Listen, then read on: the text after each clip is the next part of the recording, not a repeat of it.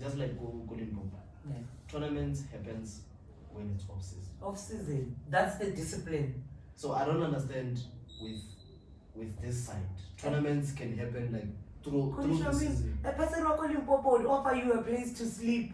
Exactly. More, they offer you a place to sleep, they expect something.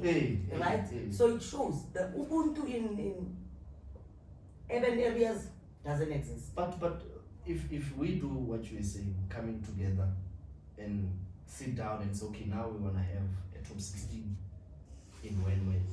How about we do the top 16 after the season?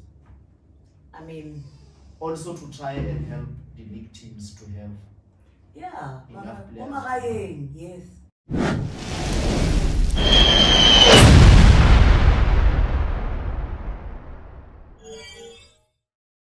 Except for what's it, as you all know, it's Student Talk with Growth. We're just here to inspire and motivate you guys. As I take you sit and sit tight, have some purpose on your side. As I cheese to a new episode. So today we've got our guest here. She's gonna introduce herself, tell us more about herself. I think maybe starting from the name, and then where you're from, and what do people know you best of? Okay, my name Judith Lemwati. I can't say I'm born and bred in Alex, but I was bred in Alex, born in Pretoria.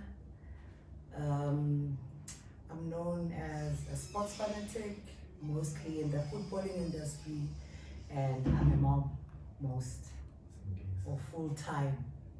And I'm also a program manager at the Safe Hub, managing after school programs. It's a program where we interact with kids, sports-wise, academics-wise, and everything in between. Yeah. So you are just a sports person? I grew up in sports. I went to school in Alex, started school at MC Whaler, went to Polosho, went to Alexandra High, don't mind the English. It was cooked like us. So, yeah, so I've been in sports all my life. I started in athletics before I could even divert to any other sports, so that's all I know. So have you ever played? I did athletics, I played netball, I played cricket, and eventually I played korfball, and eventually I fell into what? Football. Korfball. Go do your research, man. Korfball. But so, what is korf? Korf, it's a mixture of American basketball and South African netball, South African basketball and a bit of netball. So it was one sport that was played back in the days, and it's now a growing sport in South Africa. So do some research into it. It's nice. It's quick. It's grown a lot. Korf. Yeah. So soccer, you've never? I played football. I was good at it. If I may say so myself. I've played football a lot. I was recruited, 5 Special, one of the oldest teams in Alex. During that time, I was the only woman playing in the team. And slowly but surely, when football grew, I got to meet the likes of Simpiwe Lulu. She was younger, but she was good in football. So we met somewhere in the field, and football grew from there. Then 5 Special started a team, Yabanyam. And that's how we got in. And in 2001, My Money Games, it was the first edition that had women in it.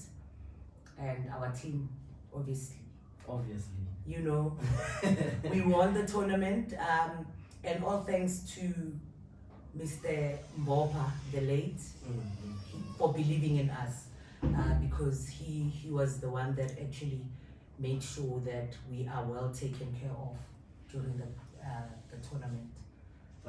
So, but the fascinating part is women in football. Hey. Right? So now in modern days, I understand it's more common.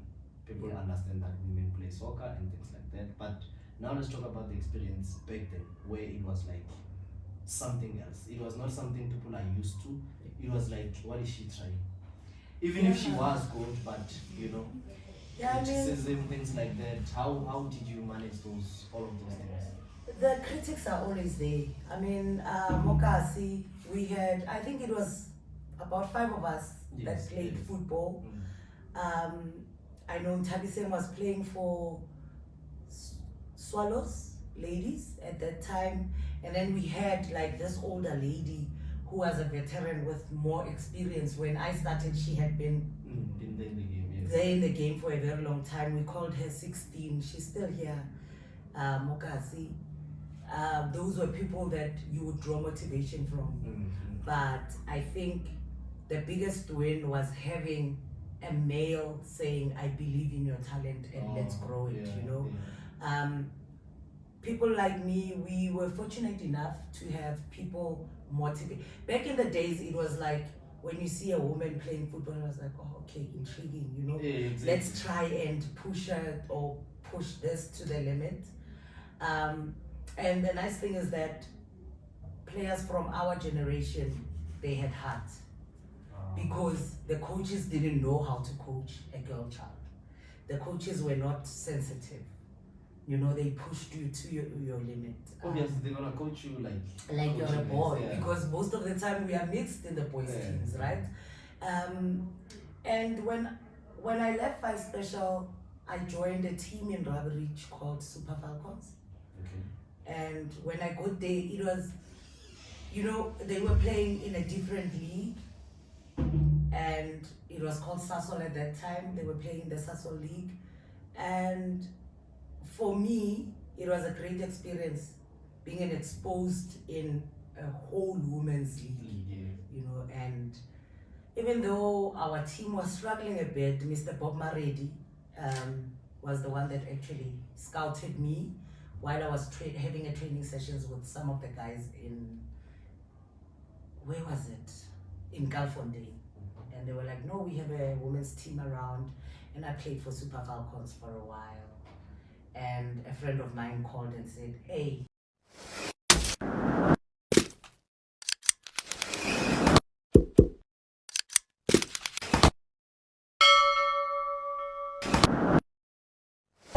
so continuing on, I went and joined RAU, which is now called the University of Johannesburg. Back when I was a student there, it was called the Rand Afrikaans University. Joined the ladies team there.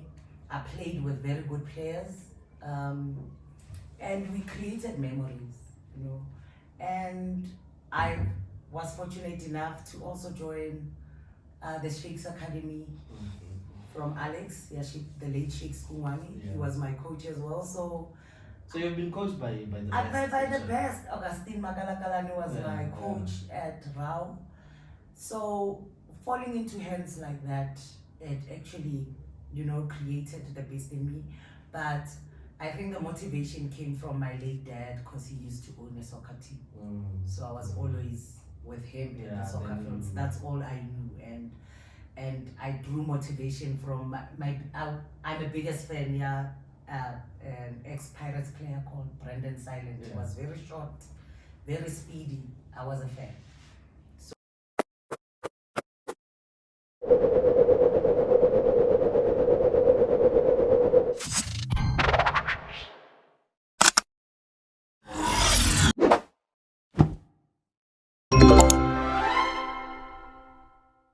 So it takes a lot as a girl child to play football, especially back in our days. No sponsorships. Nothing. So if you owned a women's soccer team, literally you were a man that owned or had 20 other kids to feed.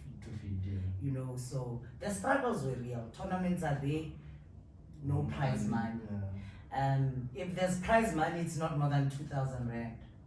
Because obviously they don't take that. You get to a women's tournament in the stadium, there's like 12 people. So, but you guys were playing, we played. We've had, like when I was playing for RAU, I've had the opportunity to cut and race for Vets. I think it was Vets and Amazulu back then. I can't remember the team, but it was a PSL cut and race. You get to the stadium, and I still remember the first time when I had a family member come and support me. Wow. And they screaming my name in the grandstands, and I'm like, Hey. hey, and I turn around, a whole corner, family. Yeah. You know, it's something that motivates you. It gives you courage. Yeah. Most women don't get that. Most female athletes don't get that. And it's not only in football. It's when a woman does a sport that is male dominated. Because man, Hey, Joan. rugby. So there's always these things that are discouraging. But then my question is, back then, not to check now what's happening, because now we understand everything. It's like privilege to any gender, anyhow. But back then, have you ever had that belief of saying, I can make it? Maybe professionally so or something. Professionally so back then the only professional thing that you would aspire for is to play for Banyana. Yeah. Because that was the only team that got to travel everywhere, right? And to be quite honest, getting in there was hard.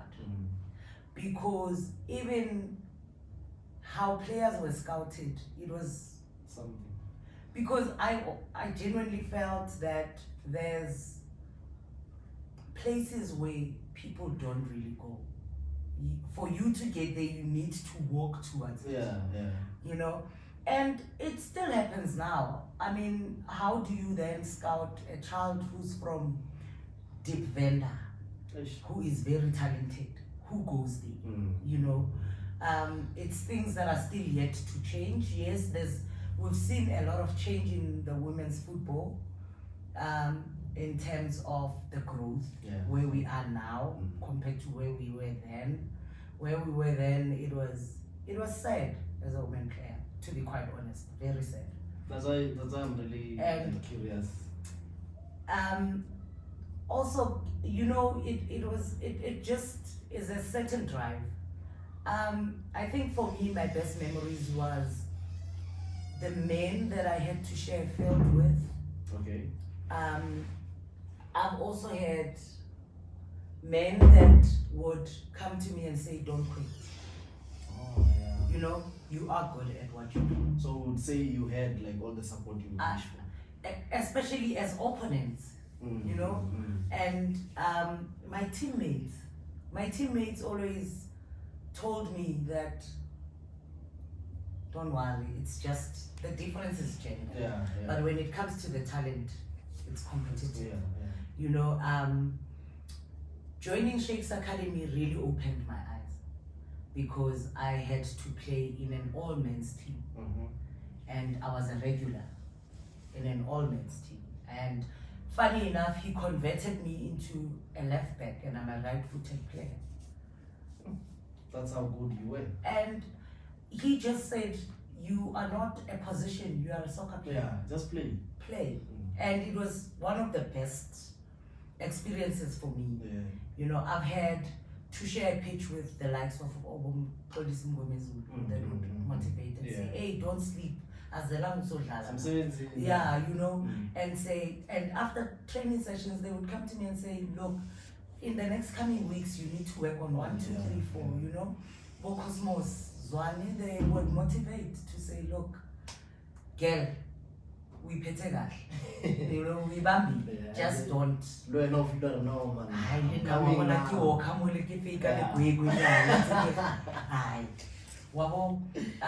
all in all, looking at our journey as women in football, challenges will always be there.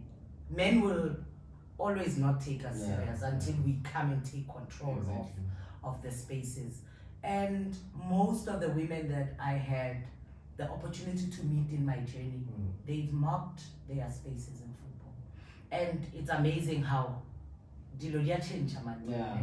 we sit and we actually listen to women analyzing football, and we're like, you know, back then it was like when you're sitting and having an argument about football, and they're like, hi, you belong in the kitchen. Like, You know, what do you think you know about football up until they start to see, oh no, man, this you know, person you knows speak to something. them and they're like, Yeah, she knows something. oh, okay. Yeah. And then they would bring you in or the conversationing.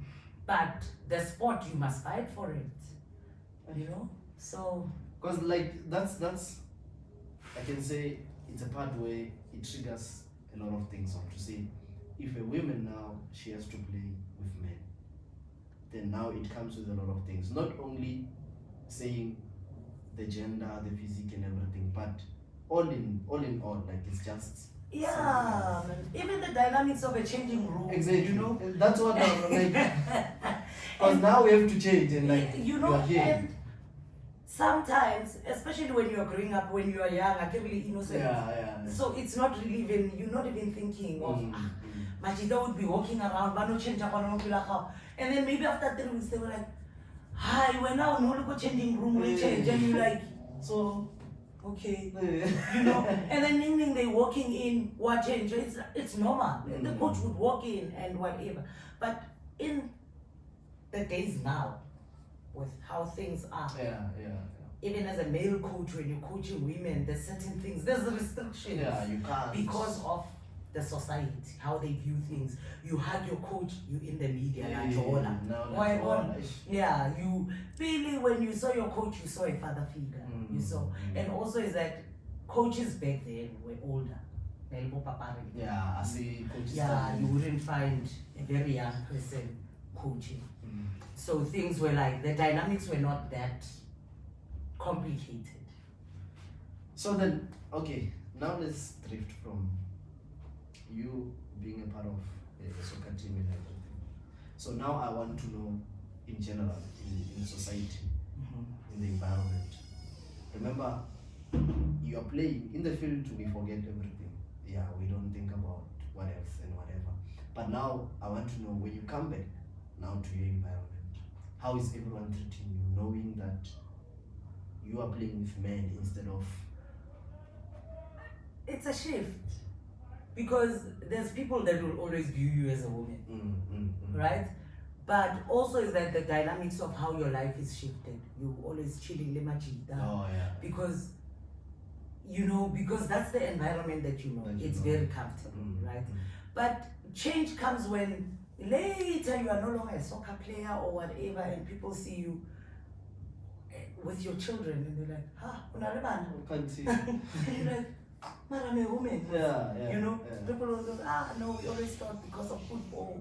Hey, no. And it's obvious if we see a female chilling with guys, it's either she has to be a lesbian or something. You know, and and also the stigma back then was women that play football are just lesbians. Yes. And they forget there is lesbianism and there's a tomboy, where your environment is just machi. But how you identify yourself, you are something else, female. You don't see yourself not being a female. So so we would say you always remember Dorno at the end of the day. Like guys, hey, don't, you know. And also we need to acknowledge that the saddest thing about women's football has always been how our women would project themselves as male counterparts. They'd have their pants hanging, and now when our coaches would tell us, if you feel like Waparaskete coming to a game, wear it, it's yours. You know, we embraced our feminine side, you know. We've had women walk in with makeup and they would still look beautiful and still play beautiful football, you know. So, but looking back at where we come from to where we are now, I think the sad part for me is hearing people saying women's football is developing. And I sit back and I'm like, I wouldn't agree as well. It's developing since when? When I played in the 90s, it was developing. Now we're almost in the 30th century, it's still developing. You know? And also in women football, I feel like, as you said before, it's something of, even talk there, they still think no man kibasali. And because even check now, Bafana, there's Banyana, there's Bafana. If we would say, what's the difference between them getting paid 100,000 and this one's getting paid 10K? Because all of them they're playing. Who has more success? Exactly. The women are achieving more than the who has made the country more prouder. Yeah. And when they go out, they always come back with something. And then when we come back from these tournaments, we still have to fight for our rights. You know, we're fighting for what is ours. Our women go out there, they win tournaments. They still have to fight for their wages to be paid. It's a lot, right? Even 30 years later, we're still fighting for our place. So it is what it is. That's why now the most interesting part was us trying to get the perspective from a female person who's been in the, you know, just to try and understand from your side and your experience, how is it been? Because with male coaches, male soccer players, they will always tell you one thing, nah man, you get professionally, life is not. But with women, for like the changes, it's nice to see what is happening right now, whether women going out and go playing overseas and playing everywhere. We have South African footballers playing everywhere in the world, right? It's good. Yes. Because 30 years later, we still don't have a female professional league. It's not because there is no money, it's because people that need to bring that stability choose not to. That's what I'm saying. They're just saying, nah, now, this is my personal opinion. I feel it's a choice that people make to keep us where we are. Yeah. To say, I mean, South Africa has beautiful structures. A lot. We have a lot of them. Why are we not having a professional league? And also professionalizing the women's league requires one mandate. Every PSL team must have a women's team. Then they have, and we have our own professional league. And it's easy, right? Let me show you how my mind works. If Kaizer Chiefs is playing against Kukune as a PSL match, and the game kickoff, it's 7:30, maybe on a Tuesday, Kukune ladies would play Kaizer Chiefs ladies, and that league would play as a curtain raise. Both the female and male counterparts would get to travel together and get the experiences together, right? Because these are professionals working together. So why is it that PSL teams are mandated to have a female team once they qualify for AFCON? Like exactly, like why? Then they come and use us there and say, no, we will form a partnership with Zonke ladies, and then and what, so that they partner with us, and then we can present them as our ladies counterparts. I feel like also in terms of they're trying to make business through the women football, because now there's sponsorship that would say, no, we can sponsor your team, but we'll also prefer your team to have a female team. But also is that now CAF has made it a standard that you can't compete in the CAF without having a female team. Only when a team sees Koreo, the qualifier for CAF, that's when they go and source a women's team. But it means now we are no longer doing that with a good aim. It's, you know, that's why the development doesn't come, because after CAF, now you're no longer focusing on them. They're just doing their own thing. You get into CAF, you do whatever, and then you give them masaledinyana hourly thing. Because also as women, there's a struggle. You will never find a women's team that is fully well dressed and playing in the smaller leagues, right? You know, those are the small things that keep women's team together. A team that will be well dressed, a girl child that will never you know, we have so many PSL teams, we have so many women's teams. If this season and you have nothing, go and donate, go give them bibs, go give them markers, so that we produce more, so that we can still compete further in the world, you know. But it is what it is. We are in South Africa. South Africa.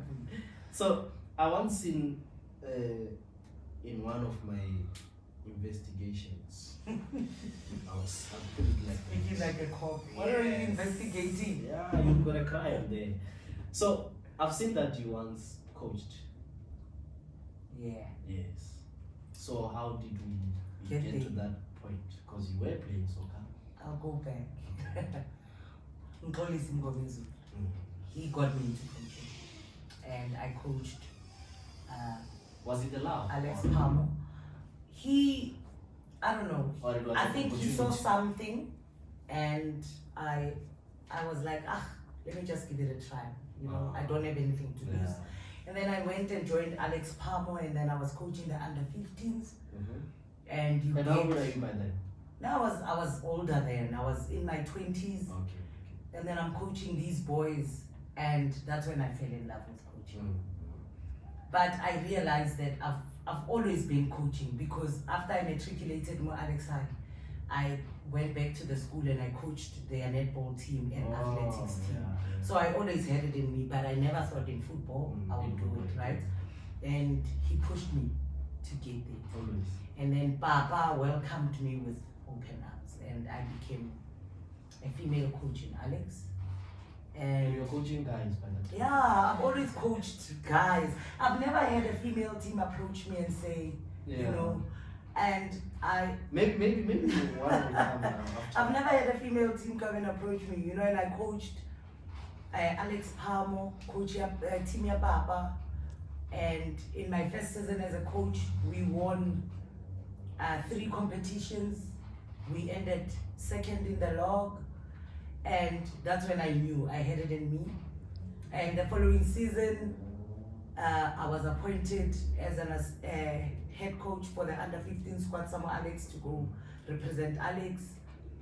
And there was You've got qualifications by then, or you're just coaching? I was just coaching, right? And then there was a lot of pushbacks, because I'm here sitting in a room with all these men and I'm the only female. Yeah, why here now? Why this? So why everywhere that? you were the only You one. know, you sit there and you're like, yo, Maramafetu, give me a chance at least for me to fail, you know? Hey, at least if I fail, then we can talk about something. And then we go to this tournament, and Alex has never brought any medal back ever since these regional competitions have happened, right? And there's you. And they push back, they this, and then police was like to me, don't worry, do you? Don't worry about them. And I remember I wanted to quit the week before we went to the competition. I was like, you can give one of these men the opportunity to do it. because they are talking too much about it. And then he was like, no, come away. And then we went to the competitions, came back from the competitions with a bronze medal. Wow. And I can tell you that 15, 16 years later, there was still no one that won that tournament or brought back a medal. So they still yet. I think it only happened, if it's not 2 years, 3 years ago. So I stood with a record of 10 years Without no one bringing back, you know. And I went on and coached. And I became an assistant coach for a tournament with the under 19s. We came back with a gold medal. And that's when I pursued then the coaching. And 2023, 2022, 2023 season, I coached in the SAP, coached Rangers, and I had the best challenge of my life. I had coaching as well. Now the dynamics of a female coach walking into a men's changing into a men's changing room, right? Yeah. So you're like, hey, give 5 minutes for you to be decent, and if 5 minutes you are fair like again, you know, time is very important, right? We get in, we have one of our greatest season, you know, and sometimes you go fielding, coach at the opponent tells you, this is not a kitchen, what are you doing at the touchline? Yeah. You are trying to manipulate you. How deep is this? Yeah. You know, is there men that still think that about women? Come on, it's the 20th century. You know, and then you walk away from the game, you've beaten the team. You now at your shore, and say, let's go have dinner now. I've cooked, I'm done. You know? Oh, I won. We're done cooking in the kitchen. Yeah, we are done cooking now. But those are the things that I think generally as women, we will encounter. One of the reasons why the PSL doesn't even have an assistant female coach. And there's great coaches. And that Banyana coach, it's one of the best. I'm still shocked why is she, because people say it still shows you we are growing, but the stereotype is still exactly because there's people who still say no, and also you get what I'm saying. So those challenges will forever encounter them, and which is something that I feel like we can maybe get best teams out of. And also is to say our PSL leagues, one season you have a season where it's competitive, the next season you have a season where you just want to sleep through the season because you're like, do they really play that bad? You know? And it is what it is. So I hear you've been coaching, and I guess you have much experience. We can say. Yeah. You have much experience. I do. But then now, one interest is you loving being like inside, I can say, football industry. Now I want to hear it from you. Is it you falling in love with playing, or is it you falling in love with coaching, or it's you just being part and parcel of anything that has to do with football? I think I've done it all in football, right? I played, I coached, yes. I was a football administrator, you know, and it's not only in football, sports in general. I give it everything that I have, you know. And I think there is bigger opportunities in football. There is growth in football. Football requires a lot of discipline. Yes. And I think one of the things that would discourage you as a coach, especially qualification, players now are not motivated anymore. You literally have to beg players to come to training. You must now beg them again to come to matches. You must beg them to be early. Beg them to play. You know, and discipline has just gone out of the window. I don't know whether it's lack of motivation or lack of dreaming, or people are just playing football as a pastime. I think it also goes back to what you were saying, Jorge. The reason why you were doing good is because of the surrounding. People who motivate, people who pushes you, people who... Yes. Because now, I'm a soccer player, for an example. Now I'm a soccer player, but I'm chilling with somebody who's staying at home 9 to 5. So what are you expecting from me being a soccer player and somebody who stays at home 9 to 5? Yeah, man. Rona, when we were growing up, soccer players chilled together. Exactly. Like how much Ivani. And then what? Exactly. Right? Yeah, so, but also the mixture of dynamics, the friendships, that thing, the social more than what sports is, right? So, because also we have in Kasi mostly, we don't have friends who are both soccer players. It's very rare. Yeah. If he is a soccer player, then this one it's either, I don't know, Kimachaiva or whatever. Yeah. Now we expect those two dreams must come into reality. How? But also the reality is that we don't have infrastructure anymore. That have to accommodate 700 soccer players that are from Kokazi. The sad reality, right? Sports in schools did. Back in the days, we used to have teachers and we used to have coaches coaching the sports. Yeah, it's true. Yeah, but now you have teachers coaching football. But they don't even know football. Yeah, and teacher all, quality teacher all, and then they take it out on the football field. It's like, you know. So, but what? That's why it's even hard. It's even hard for us to survive in the environment, like in terms of being a soccer player and things like that. But I would say as well, it's a matter of understanding and being disciplined, as you said. Yeah. Even if to survive with that discipline, Yeah. it takes a lot. More especially with like imagine what. But you have. also, I think the general respect for team owners. This person is taking money out of his own pocket to run the soccer team, and you thank him by being late for a match. Not even coming to practice. You know? Then you wanna play. That is. So then, what do you think about Alex Football? I think we are still keeping it alive. There's just small things that people just need to come together. This thing of having league games competing with Boleako Putung.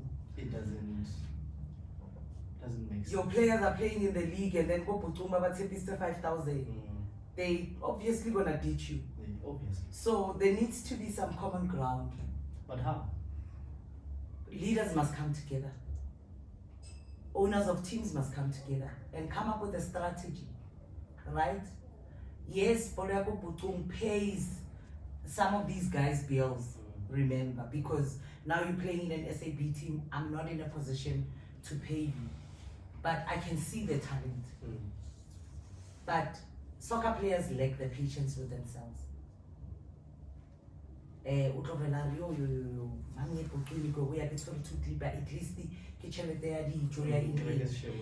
on that week that he misses that game, league, scout that could have changed, you know, your reality forever. They But could have seen you. Now the question is, how do you fix it? People must come together. How do they come together? Owners of teams must come together and decide what is more important, Alex talent or you see the difference. They would see a talented player and this player would go to the coach and say, coach, hey, ekasi man, now it doesn't work like that. So we need to find ways of bringing that back. Because now if I play for Pirates DDC, there's no way I can come back and take my friend Only more talented than you. You know, Yeah. and say Arta my reload because I think I'm only like, and then when how? that's not a trial, it's not an open trial. So the opportunity, that spirit of Ubuntu has gone, has left football as well. To say a player can't scout a player. So yeah. Because now it is a big problem to say. Now there's league. There'll always be Boto, there'll always be leagues. And I remember with people that are hosting Boto, they are also trying to make their brand as well. You know? And you can't challenge it. I mean, Boleako Putung, it's special. It's a signature of South African football. You see all the rare talent there. Because once this player Putung becomes a PSL player, that specialty disappears, right? But I feel like maybe sometimes we should just find a way of doing, because I feel like just like Golden Book, tournaments happens when it's off season. Off season, that's the discipline. So I don't understand with this side. Tournaments can happen like through the season. A person who would offer you a place to sleep as Exactly. More, they offer you a place to sleep, they expect something. Right? So it shows the Ubuntu in urban areas doesn't exist. But if we do what you were saying, coming together and sit down and say, okay, now we wanna have a top 16 in Wenway. How about we do the top 16 after the season? I mean, also to try and help the league teams to have enough players. Yes, because ba phonelana tournament ya kama semula, and then I'm bahlele bakasehost because you know there's that ubuntu. More you like you okay snevene gomo ngare nare yabo mang they clash. Competition is high. Because even we had an interview with this other tournament organizer. He's the one of the tournament management. He was like, they do talk to teams. Team maybe who join the tournament state. Yeah. They talk to the team tells them, okay, Kabaraka 10, then Kamaraka 12, then we can play last game that side. You see? But the team, they do their own fixtures. And then meaning, if the fixtures clash, they choose for it. Sometimes I check on 200,000 when I have 50, use the 50 over 200, then they don't show up. Right? So reality how things are like that. When this one goes and scouts in that tournament, everybody goes to the tournament. You see all the talent and you see the same talent there and then that person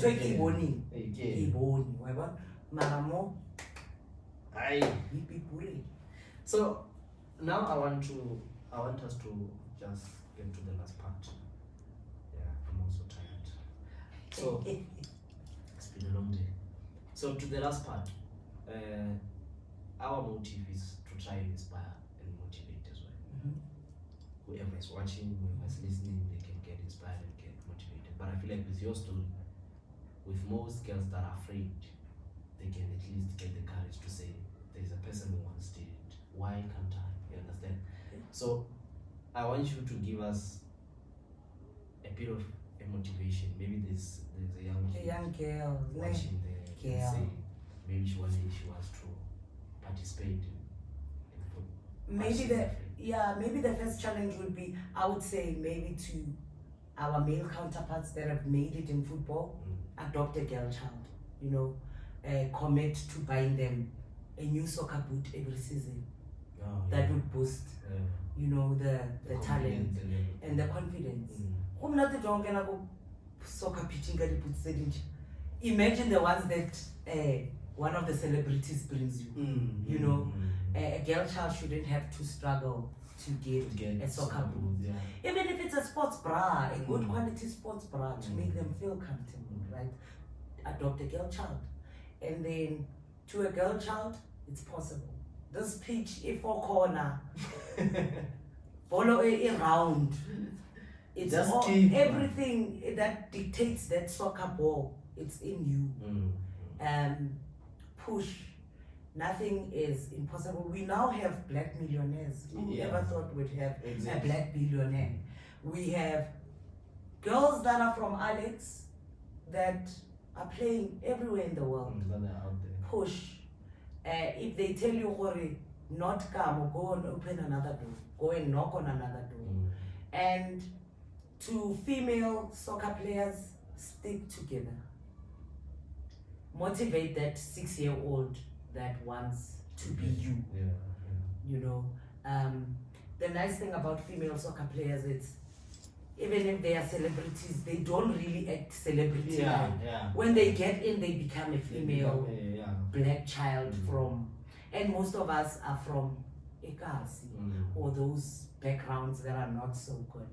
So to a black child, a white girl child that wants to play football, this thing is just a round object in a four-corner field that you can dictate. It is yours to dictate. And you are in charge of the reality of what you want your life to be. Alright. And the last part, if let's say there is somebody maybe who has a team, maybe they would want to offer you something. It's either professionally or maybe mature football. Tell them to Google me. Google us up. Google. No, I mean, maybe they want to reach out. I'm not much on socials, but I'm sure if you follow this podcast and you find my video, get in touch with Show. They will definitely get in touch with me. Scroll on my Facebook page, even though I don't post. Judith Lengwati. Facebook. Judith Offense Lengwati. Look me up. Send me an inbox. I don't have I do have TikTok. I don't know how to use it. Yeah, you heard it. But I think he has my handle, so you share my handle. I don't know how to use She it. has it. Yeah, but then find me, come and grab me. If and also is to say, look, if you need somebody to come in and motivate someone, get in touch. I mean, what I do is I work with people, I love people, and I love to see people win, especially a black child from nowhere, where we look at the future and we don't see any possibilities. Yeah. I am saying it is real, it can happen. You just have to raise your hand and say, come and grab me, And also it's not only for girl children, we always forget about these boys. Everything is like, a girl child. A girl child, and we neglect the boys. And boys grow up knowing, we bleed, we have skin, we have heart, we have soul. Cry. If it's hard, cry. And don't say Kimonna. No, it doesn't work like that. It's sad to see a boy child who's 10 years old. No.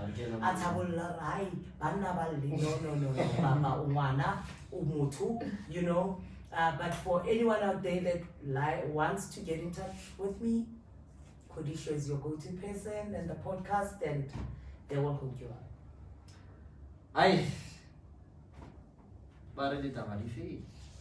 Another question already, Like the second season. Yeah. So guys, as you all know, we just here to inspire, motivate you guys. So if you're watching there, don't forget to like, share, subscribe, and also if you want Coach Judith, she said it. You just have to follow us, and then we'll do a follow up on her. Let her know that you're interested in her. She can coach, a very good one. You had the experience. She's been in the football field, so she's just everything that you want as a team, I would say.